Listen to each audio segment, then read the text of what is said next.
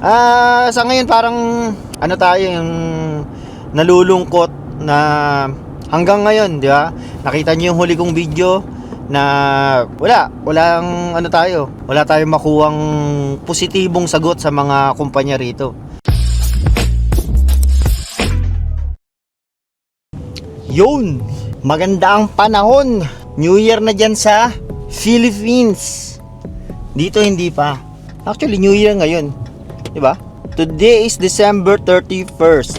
Ano lang ako, hatid-hatid lang ako sa aking misis at sa aking mga anak na hanggang ngayon hindi pa rin matapos-tapos mag-grocery. Marami silang pera. Marami sila masyadong pera. Samantalang yung tatay nila walang pera. Hindi, sabi nila wag magsabi na walang pera. Unti lang pera. Bakit ganon, Jerome?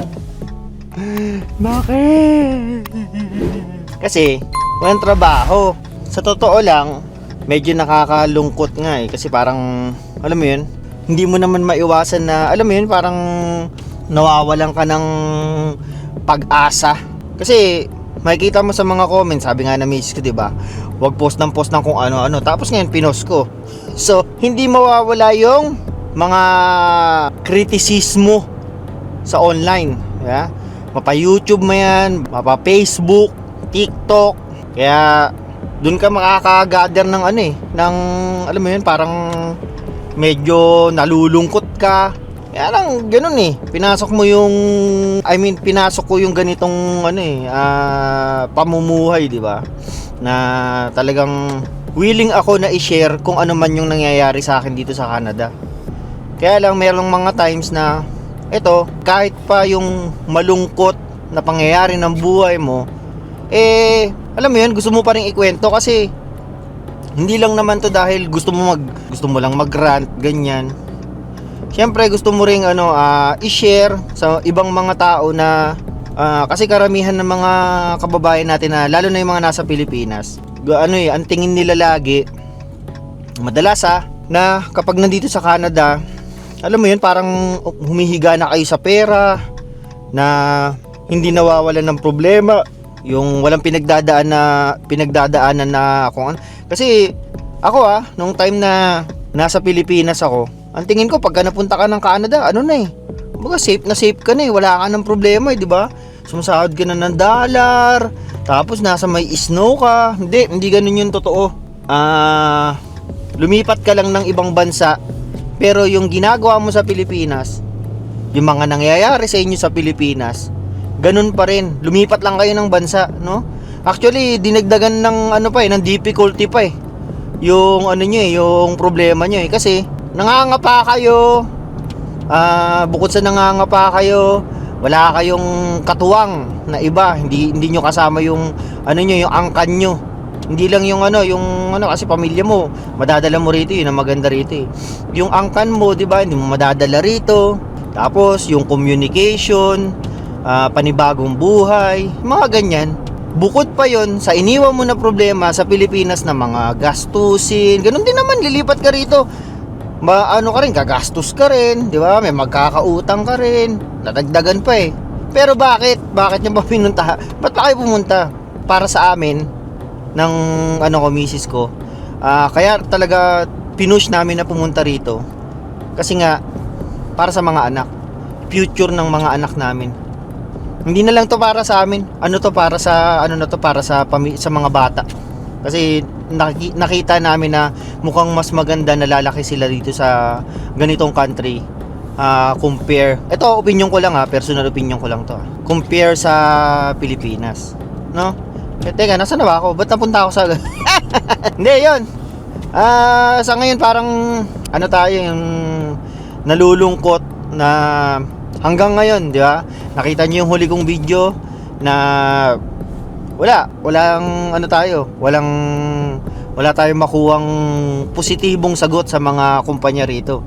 Pero sabi naman ng mga comments, meron naman mga yung mga mababait. Maraming salamat sa mga nagko-comment sa akin na maayos, no. Yung sa mga nagko-comment na positibo. Kasi hindi naman lahat parang nangaaway na ewan.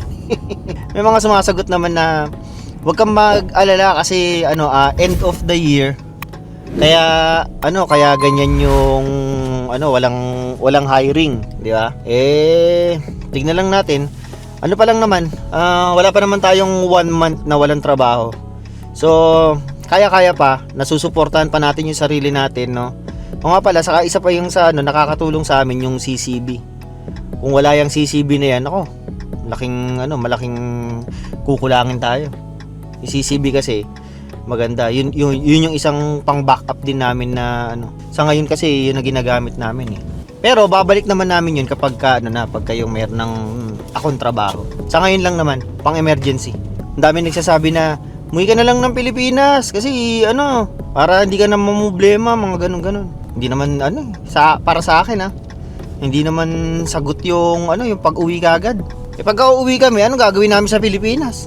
Nandito na yung buhay namin, di ba? Saka hindi na kami makakahanap nung yung mga katulad ng trabaho namin dati nung umalis kami.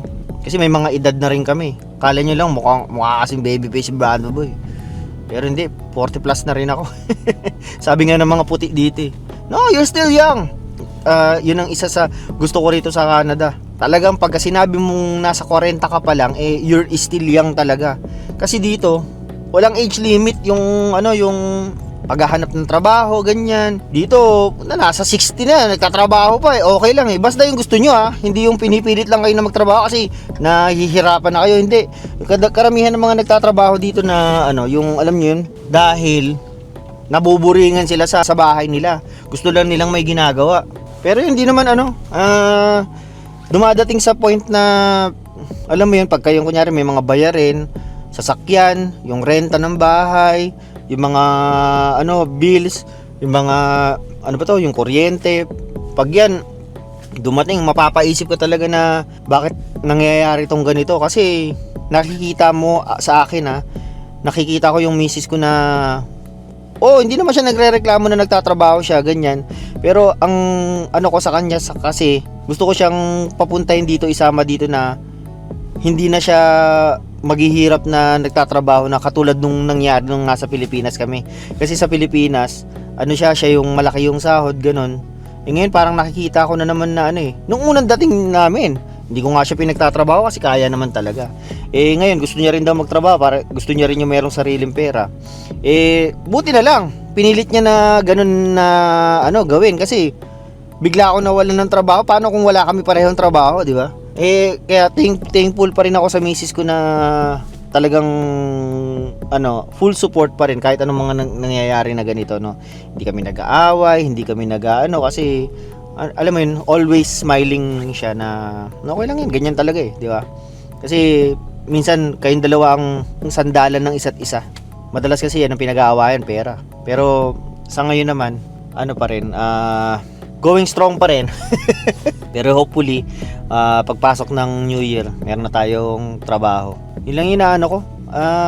Nawawalan ba ako ng pag-asa? Nawawalan ba ako ng nalulungkot ba ako? Medyo, pero wala tayong magagawa, ganyan talaga.